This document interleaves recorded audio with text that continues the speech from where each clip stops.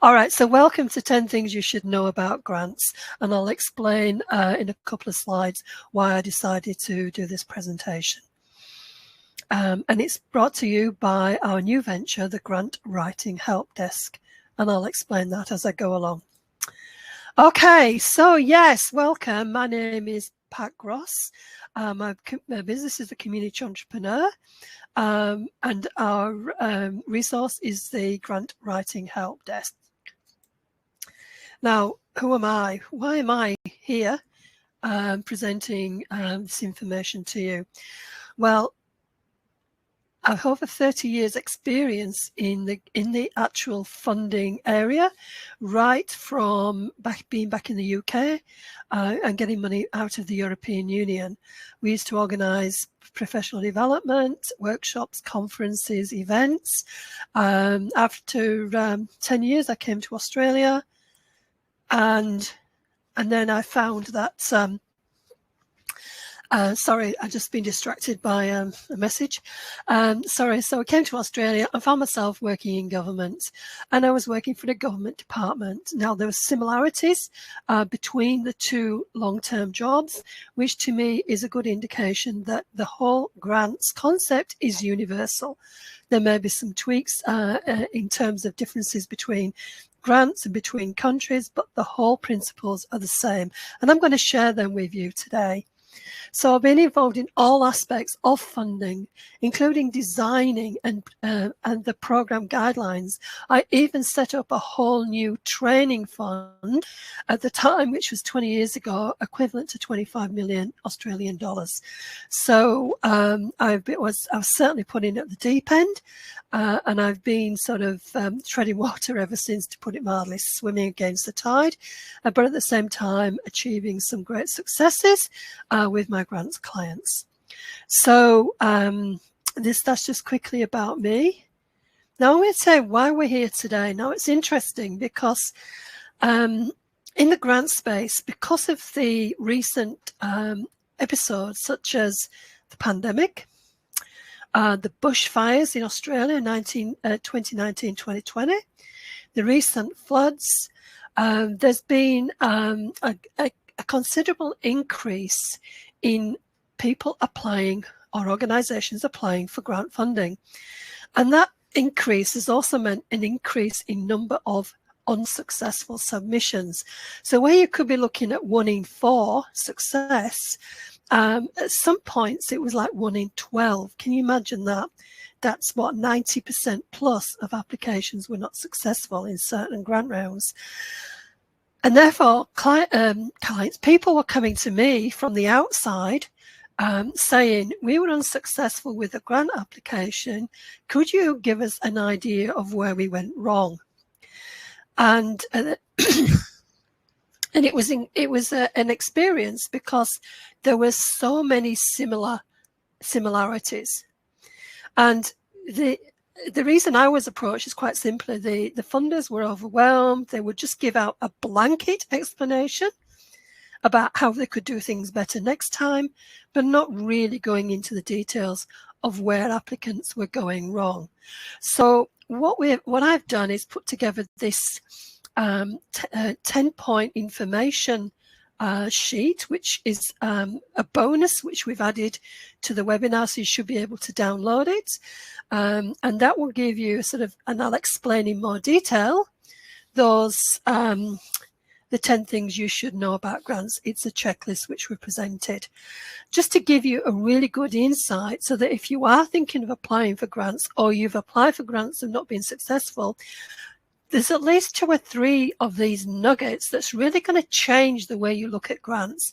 And I can guarantee, if that's the case, you're going to change the way you look at grants forever. That's a big promise to make, but I have confidence that that is what will happen. Okay, so let's move on to, oh, yes. Also, just to let you know that if you are thinking of applying for grants, we have a self-paced online program, which is Grant Writing for Beginners. And it's $497. And what I say to you is just ask me about it at the end of the session. All right, so Here are the 10 things you should know about grants. If you've got any questions, please can you put those questions into the comments box, into the chat space, and then I can answer them as I go along. Okay, so the first thing to be mindful of is grants are neither donations nor free money. Now, working in government, I found that once upon a time there was a grant that was just given, but there was no accountability. So we didn't know how that money was being spent.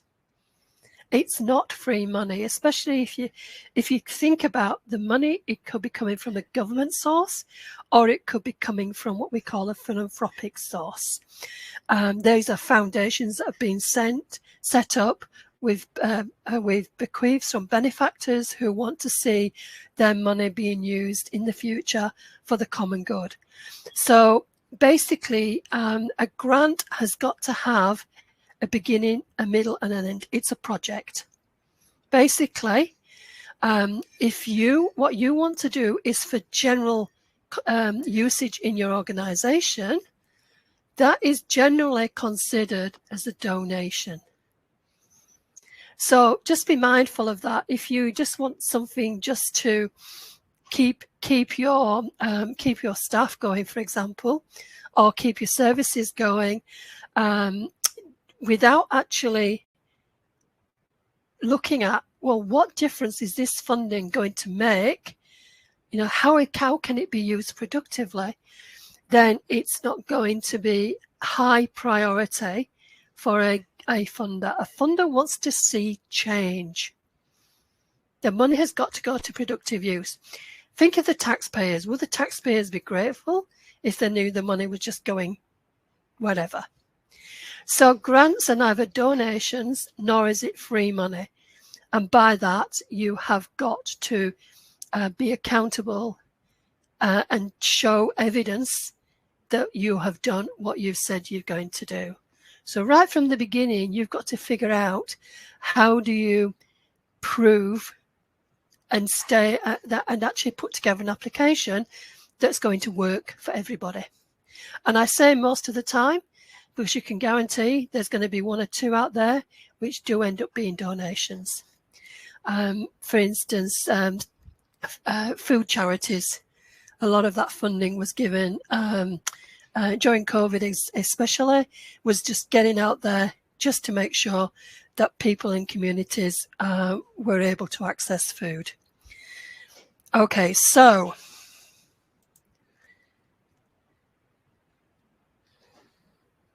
let me just check that one. Yep, that's the same one that's happened. So, number 2, you cannot avoid the red tape.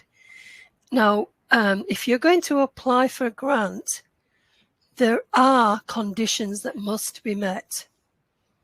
And the reason why I've put you cannot avoid the red tape is because I've seen a lot of, especially working in government, funders, the organizations we funded actually didn't want or found the conditions of funding to be onerous. So if you're a volunteer organization or you're a busy business, you've got to be mindful that there's going to be some time that needs to be allocated to the reporting process, to the gathering of information, the gathering of evidence, to making sure that the project that you said you're going to do is going to continue on plan, to make sure that you're spending the money the way it's meant to be. There are lots of conditions. There could be conditions around the insurances that you are required to have in respect to the contract that you're going to go enter into with the funder. It can be an onerous process, and if you're only asking for a small amount of money, it could be that you find that the workload may be disproportionate to the amount that you receive.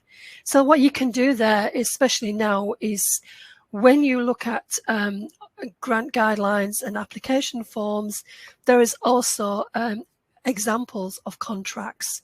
So it's easy to not look at them at the beginning, And then you find that you enter into a contract with them, you read the actual contract, the agreement, and you realize that there's some things that's going to take up a lot of time, and you need the resources to do that.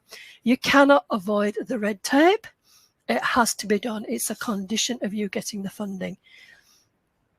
The funding and what you say you're going to do with it is 100% accountable.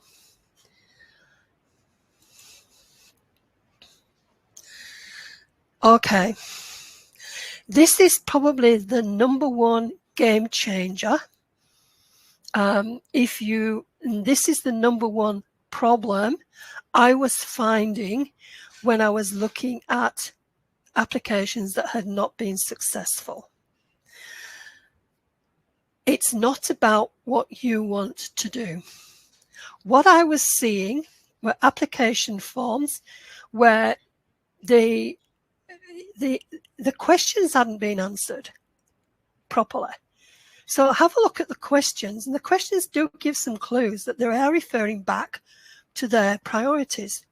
But what you tend to do is you just want to say, I want to do this, and you blurt it all out. It's actually a pitch that you should be putting together. And it's quite simply this. I always just imagine that you're out there looking in the distance. We've got a program called Ninja Grant Writing, and this is the principle of it. You're looking out into the distance, and there's a problem or an opportunity, and you can do something about it, but you need the money. And they can't afford, they don't have that money to be able to pay you. If it was a normal business transaction, you're going out there and you're trying to market something to somebody, and they can exchange you with money, but they don't have that, or you don't have it yet. There's somebody else out there who's looking at that same issue, that same opportunity, that same problem. They have got the high-level resources, but they do not have the people and expertise on the ground. So what you are doing is you're not selling to your customer, your client is not that issue or problem or community. It's actually the person or the organization that's actually got the bucket of money.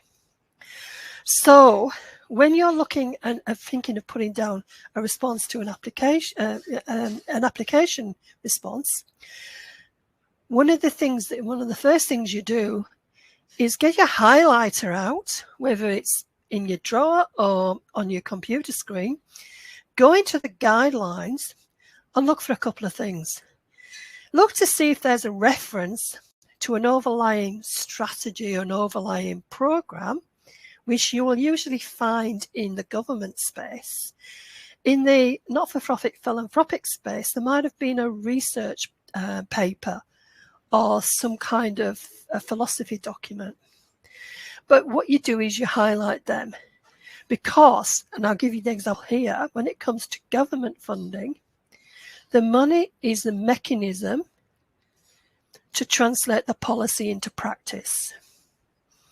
That's it in a nutshell. So go on there and highlight and have a look at the background paper. Currently, I'm looking at something in Queensland. And it's referring to a homelessness strategy. So what we're doing now is we know what we want to pitch, but at the same time we're having to then say, well, look, this fits the homelessness strategy by blah, blah, blah, blah. If there is no reference, because maybe the lower amount that you're looking for, the funder might want to make things as simple as possible. What you will find is a reference to aims, objectives, and/or outcomes. Again, highlight in the document aims, objectives, and/or highlights, and/or outcomes. Especially the outcomes, because that's the solution that you're trying to match. Does that make sense? If you're still with me, just put something into the chat space so that and if there's any questions, then I can answer them right now. But I'm saying to you, this is the number one thinking mechanism when you start to sit and write a grant application. Okay, thank you. All right, number 4, this thing you should know, and again, this will also influence how you put together the application.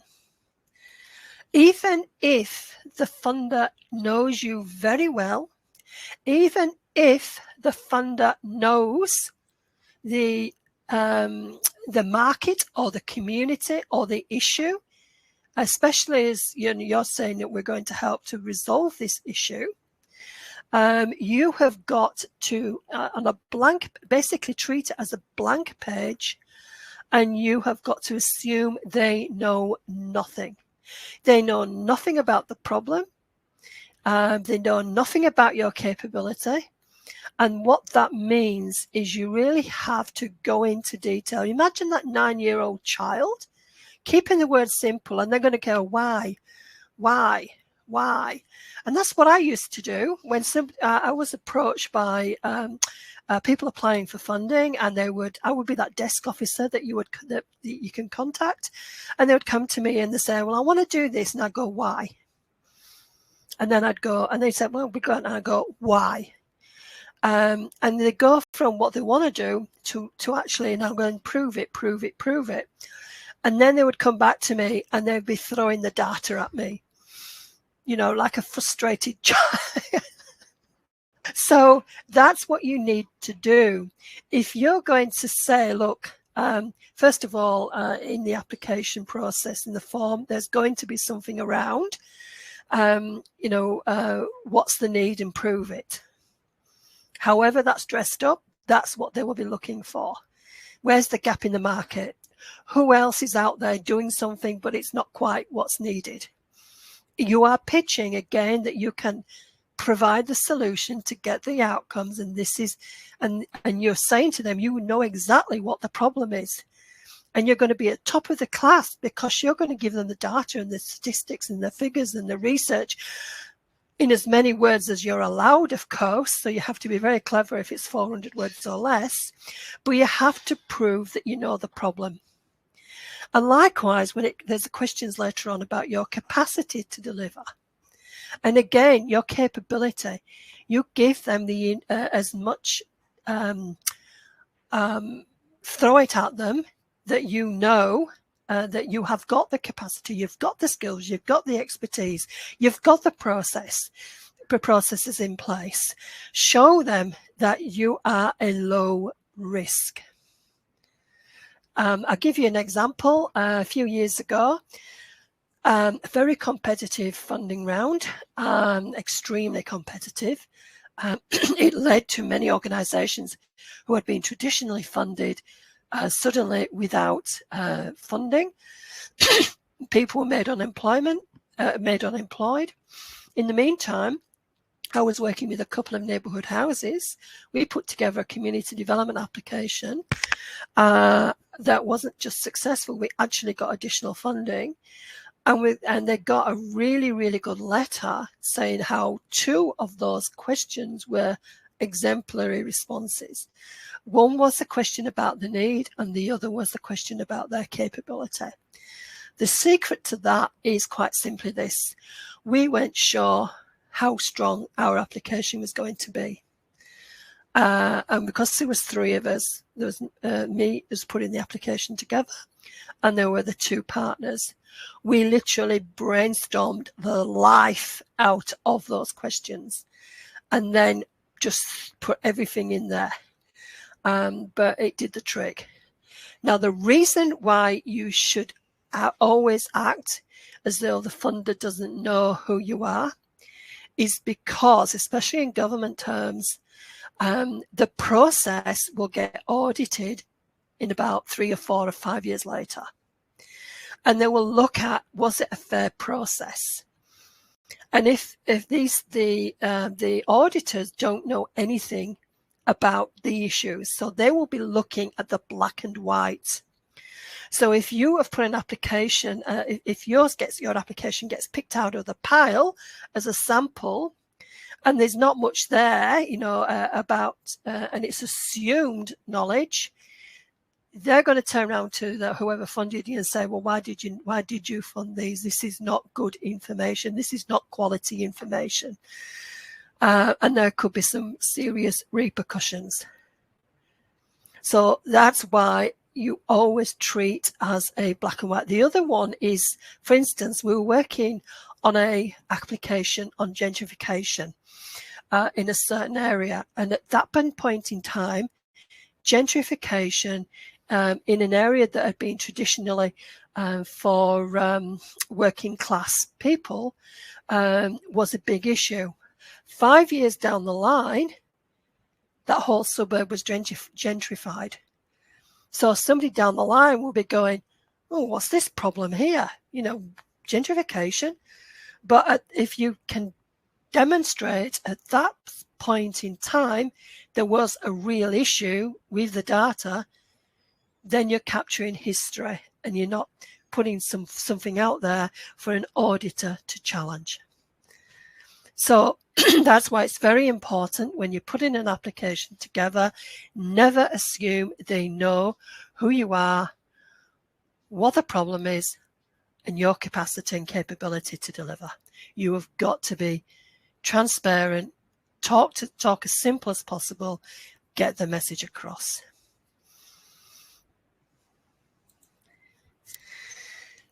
Okay. You must be able to do what you say you will. This is part of, and I mention this quite a bit, is the risk. So that's why funders want to know about you. They want to know your history. They want to know that you've got connections with the market or the community that you're trying to reach. They want to know that you've got the fund, you've got a good financial basis.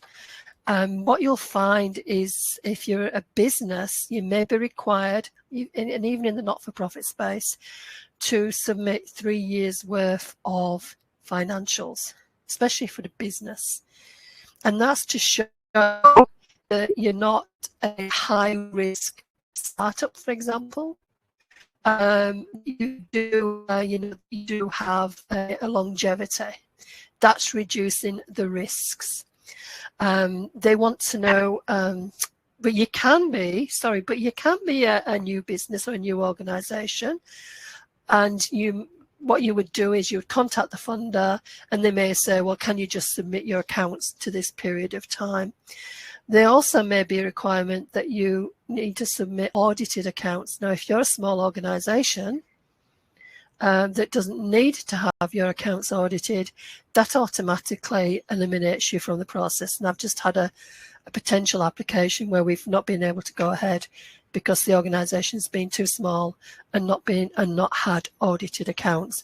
But again, it's because when the money, the amount of money that they're putting out there, the risk is higher. The higher the information that they want to know about you, and financial side of things is a good way of showing what risk you are. One of the things I used to do was I would do the I'll get back to that one. What I used to do was I would actually look through and look at there's some information that you can find out about an organization's health by looking at the financials. Look, if you made a loss, sometimes that's leveraging, especially if you've got a plan that shows there's a reason for making a loss. That's not an issue. But if you're an organization that's making a loss and it doesn't look, it looks like it's bad management, then that may be. So it doesn't automatically eliminate you. And sometimes it's just looking to see that you've got cash flow happening as well. So, fundant wants to know about you, so you must be able to do what you say you will. Give them examples of, again, in the capability section, give them examples of some of your previous activities. They want to know, they want to make sure that they're putting their money in good hands. So wherever possible, give them the information, show them that you're a worthy recipient of the funding. All right, now then, this is an interesting one, especially in the bushfire recovery space right now. The funder controls the clock, which means that if you've got an idea to do something and you need to do it urgently, no chance. Because usually you've probably got a 4 to 6 week window of applying for a grant on average. Some are longer, some are shorter. But what happens then is, 4 to 6 week window, then the process may take a few months for approvals. There's a whole process involved trying to keep things as transparent as possible in the grant allocation process. In fact, I just did a presentation last week where I created a flowchart that showed that the bit that you're exposed to, in other words, the application opening and closing date, was about there in a whole process that was like that. So there is, it isn't about, just, especially when there's lots of applications to go through and you've got to be appraised, scored, moderated, and then recommendations, and etc. And then they'll be looking at all the financial risks or the other risks, etc. It could just take some time. So if you've got something that needs to be done urgently, it may not be the right avenue for you to get funding. Infrastructure grants is another one as well, where you want to start doing something. I had a client who had to delay their infrastructure. They wanted to do a relocation, but they were able to delay it because they were aware that if they were to get funding, which they did, by the way, they wouldn't be able to start until this date over here, when on the pendulum they wanted to start over here. I refer to the bushfire recovery. There's a grant at the moment where the deadline for applications was last December, and up until a week ago, the successful applications had not been announced. That is a very long one. I remember back in the UK, the European Social Funds, there was 1 year when the whole process was a year out. So you've got to be mindful that if you've got something that needs to be done quickly, do not put your eggs into the basket of grants, because it doesn't matter. You cannot rush the process. Having said that, the quickest turnaround I ever came across was actually last year. We put the application in on Thursday or Friday, and we're notified the following Tuesday. That was incredibly fast, but it was a specific grant, and obviously it was like a big pool, and the officers had the ability to say yes or no on the spot, which is extremely unusual and really caught us by, we just couldn't believe it. It was that quick. We thought it was a joke. But most of the time now, as we're going along, I've just seen a question there: are there grants for new businesses? Generally speaking, a new business less than 3 years old is seen as a risk, because lots of businesses go out of business within 3 years. So you'll find that some of the state governments will actually prefer to invest in mentors to mentor the businesses. Now, it could be that there are local councils that might have grants to service businesses. Very few. All councils will have grants to service community organisations, but businesses, very few do. But there's some of those that do will do funding, for instance, for, I know there's one that does equipment and shop fittings for startups. If you're in a startup, in a completely business startup, in a completely growing industry area, then there may be a possibility. But if you're the run-of-the-mill startup, unless you're in Queensland, of course, because Queensland has been doing quite a bit of funding for small businesses, the chances are very low. But if you start not for profit, as I said to you, I can tell you a startup that applied for a multicultural grant. They were only about 2 or 3 months old when they applied. Not only did the grant get the grant, it was actually presented by the minister because of the quality of the information that they put forward. Anyway, be prepared to be flexible. The timelines are there, and you cannot rush the process. So if it's not for you, look elsewhere.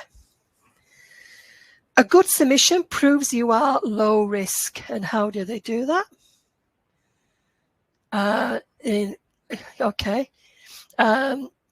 Okay, so it's the application. The good one is the application. First of all, they may ask you, have you considered the risks in the project?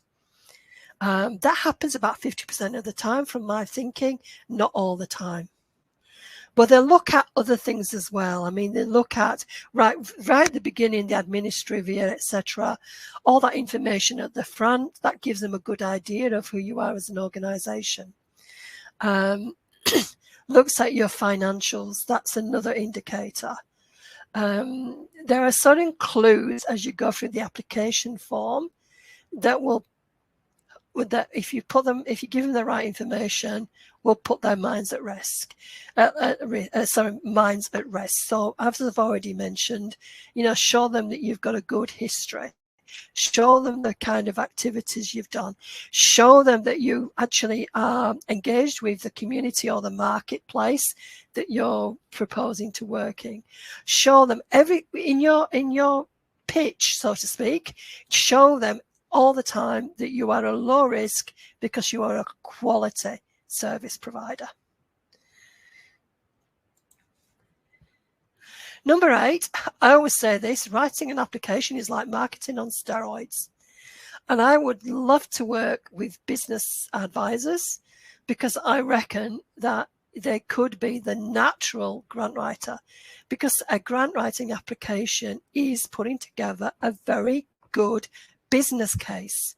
Now, we've got on the Get That Grant website, getthatgrant.com, and at the communityentrepreneur.com, we've got access to a freely downloadable app, project planning app. Now, it can be used for grant writing, but it can also be used for any projects.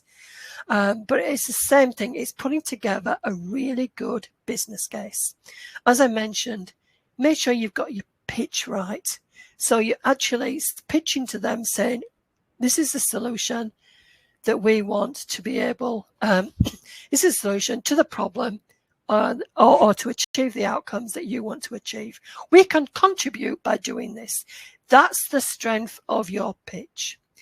The proof of concept, proof of the fact that there's a need, that you may have actually got some history in terms of what you want to do.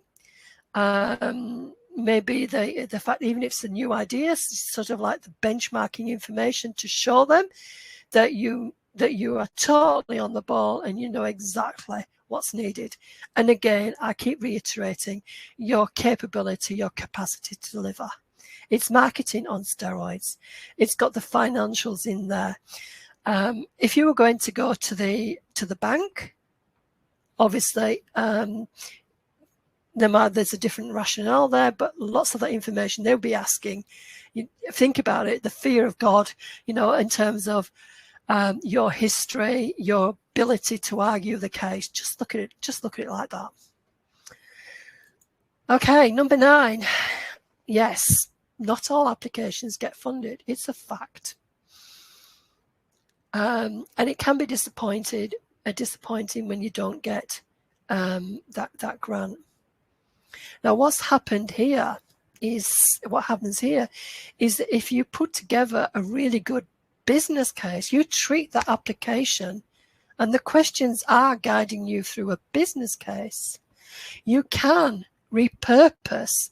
I'm not saying copy and paste.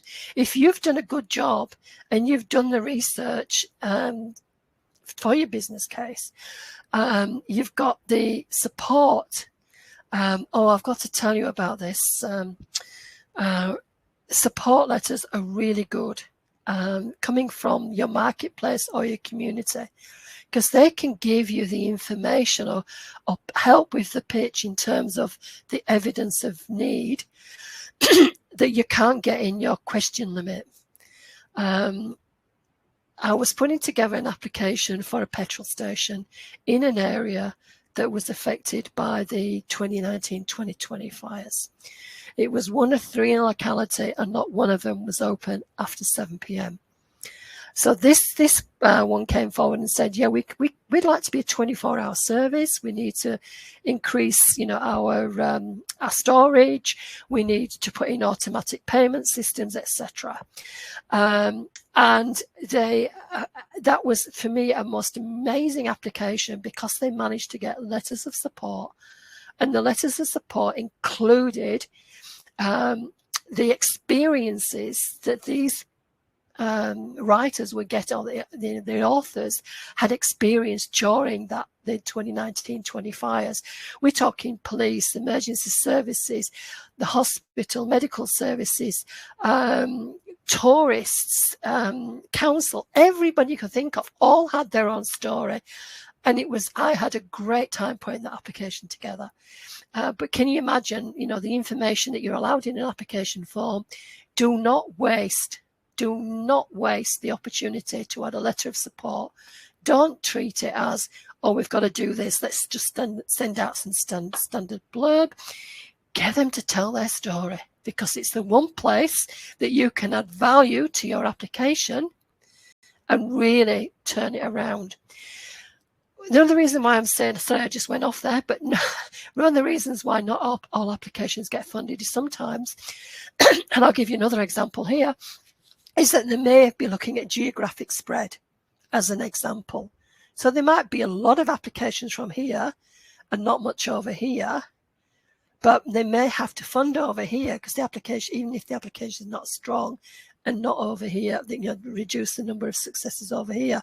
Even if it's a good application, they may have to choose between those that are available.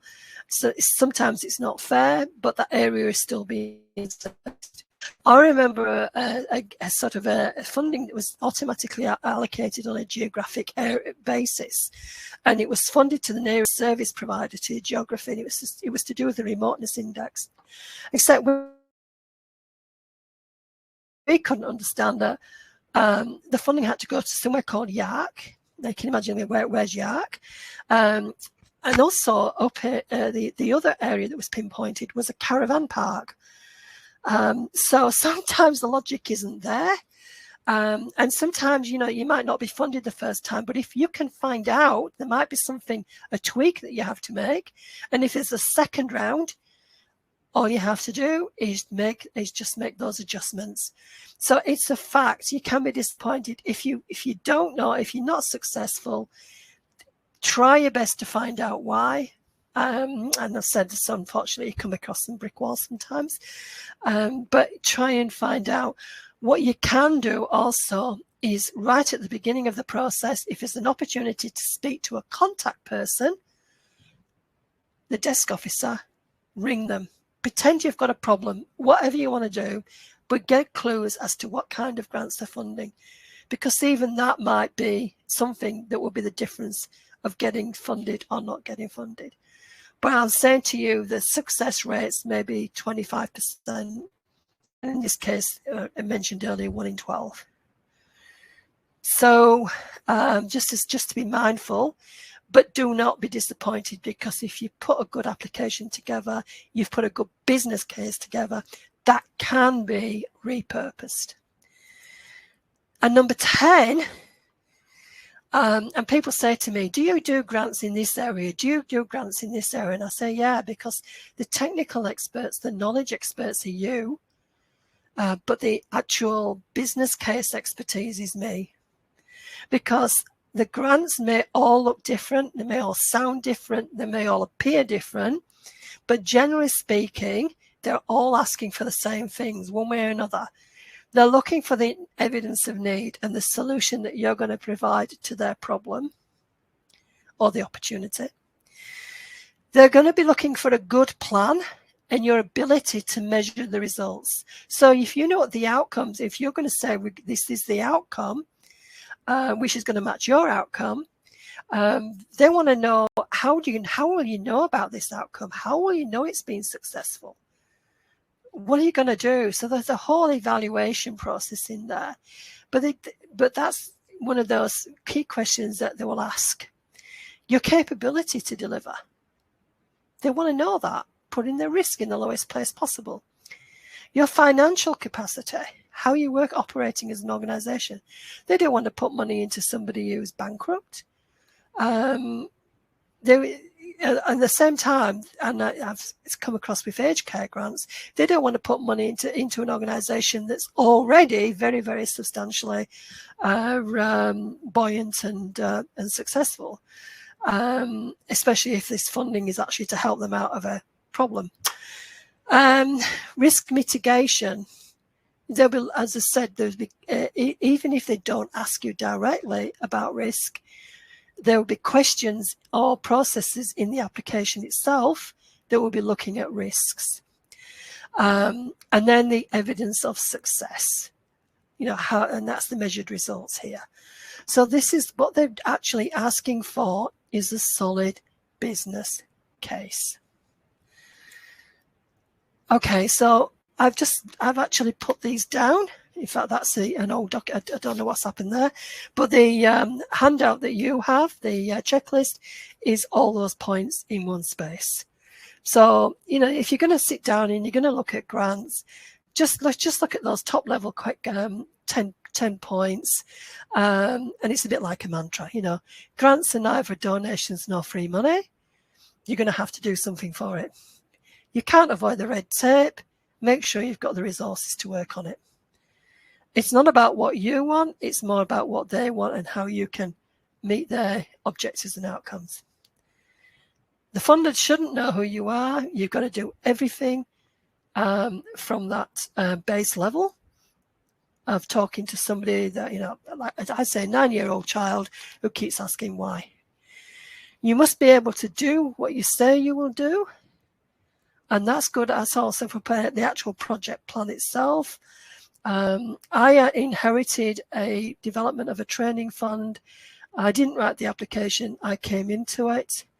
And what I found was that it wasn't manageable. We could not have achieved that project. So make sure you do some really good project planning. The funder controls the clock. So make sure your timing's right. A good submission proves that you are low risk. Writing an application is like marketing on steroids. Not all applications get funded, and yet all grants are different, yet they all ask for the same things. Okay, so before I go on, do you want to put any questions in? Just put them into the chat space. I'm here to answer questions.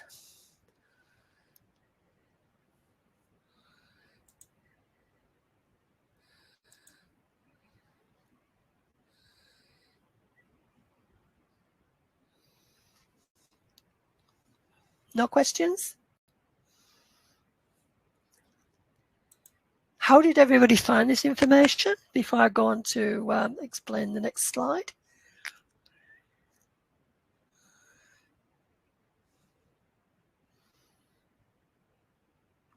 Okay, I think I've stunned everybody. Okay, so what I want to do here is, if you're interested in grants, where do you go from here? We put together the grant writing help desk with a lot of free resources.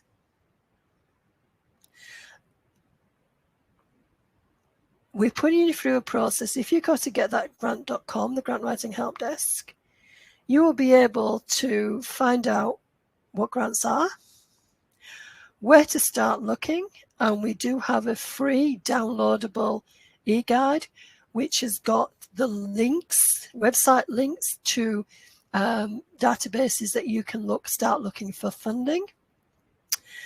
We've got a DIY grant writing section, so if you want to write your own grant applications, we've got some free resources to help you. And we've got some paid resources to help you. We've got a DIY grant writing toolkit with checklists so that you're not actually doing something in isolation. You can go back and make sure that you've dotted the I's and crossed the T's. And we also have a manual in there called Teach Yourself Grant Writing. You can engage the grant writing services such as us, or you can take part in one of our many learning and development training programs. All you have to do is go to getthatgrant.com. As I said, there's plenty of free resources to get you started. Okay, is there any questions?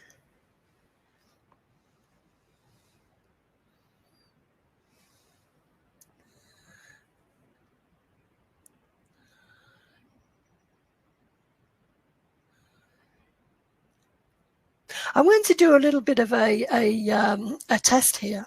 When I say now, can somebody click? Yeah, can you click yes? Because I actually think there's a time delay. Because when I'm speaking, it seems to be about 15-20 seconds delay. So can you help me out with this test? I'm going to say now in a second. When I do, can you then say yes? Are you ready? Now.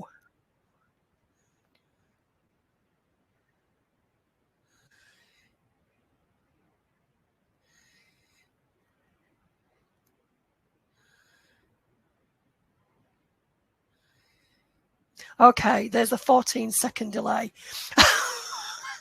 I thought I was going nuts. Okay. All right. So, anybody got any questions? I did mention earlier about the grant writing for beginners course. Is that something that might interest somebody?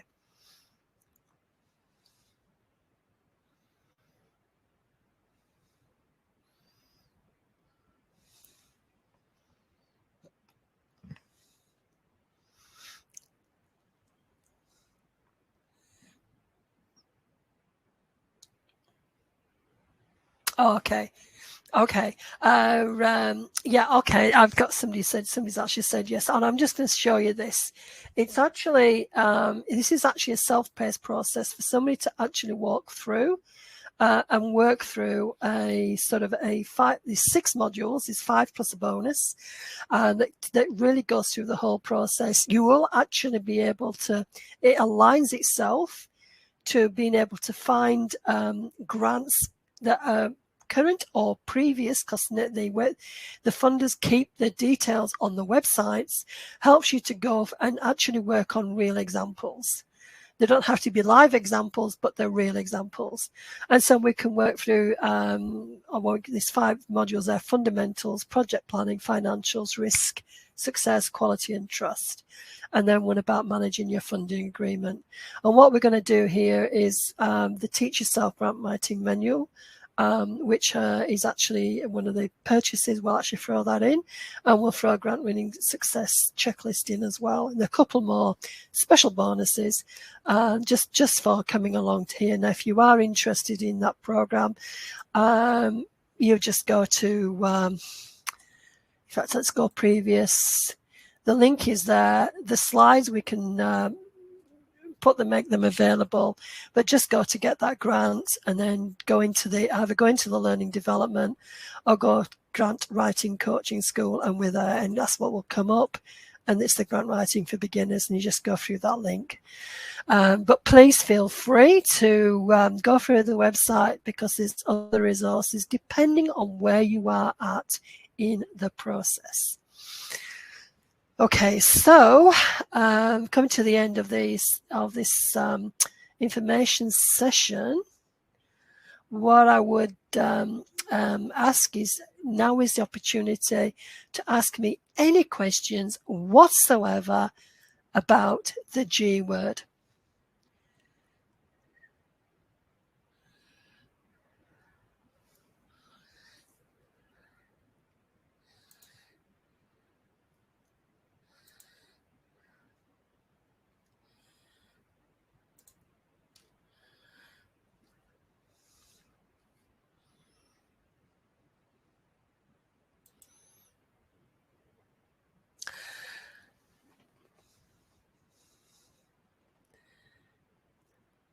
Okay, I can't say typically, because all grant writers are different. Some will charge on, and this is frowned upon in the industry. Some will charge on success, and they will charge something like 20% of what you get. Now, there's two things. One, you have to put food on the table, and two, it's a bit like the lawyers, chasing the lawyers. You know, we won't pay unless you're successful, and then they take a large amount of what you get. If where it comes from is, if you're a not-for-profit, for example, and many of them survive on grants or very little other income, there is an amount that you can actually put in for administration and management costs, the bigger than you apply for, and you could never apply for more than 15%. So if somebody comes along and takes 20%, they're actually taking that groundwork from underneath the organisation. And 20% of a grant, you know, if you get a $500,000 grant, that is ridiculous. What we do is, and we actually got told, and we've put the prices down again, but we actually got told by government to put our prices up. But we have a sliding scale of 10,000 and under, up to 20, up to 50, 50 to 100, and so on. So we have got a sliding scale, and we sort of, with who we work with, we will actually have an agreement in place, so they know basically how much that we're looking at. But it's upfront, because, as I said before, what we're doing is we're putting together a business case. We're doing some research in the background as well, and also we're actually showing our clients how to write a good application. In fact, I've just had that last week when somebody said, "Oh, it was great. This, whether we get it or not, this is what we do." So it's involvement of the grant writer and the client in this process. It's not just about going away and putting information together. So that's what I'm trying to say to you, is it depends on how big the grant is, what's involved, and we have a sliding scale. Now, as I said, we can be pretty cheap at our end. And the other thing is that you may not, it might not be a grant writer you're looking for. It could be that, especially the lower end, if you don't have the finances, the resources, you could be asking the question, you could say to us, can you give us advice? Could you give us advice? And I'd meet with you for an hour or so and give you sort of like how you might approach each question. So we could do that service, or the other service is we could do that and then actually look at what you've put together and get you to make changes. There is a business grant area where the businesses and expression of interest, where the businesses always invariably want to put together their expression of interest, then show it to us, and then we advise them to change this, do this, this is missing, etc. I know that was a long-winded answer, and I didn't give you the answer you needed, but I was saying to you, because it's between us and the client, we do actually have a sliding scale. But don't ever, as I said, it sounds like a great risk to say, look, we'll just pay you on success.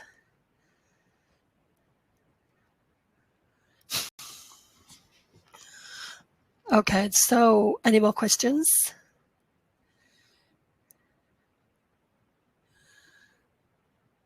Okay, so we're ready to close off, and thank you for coming.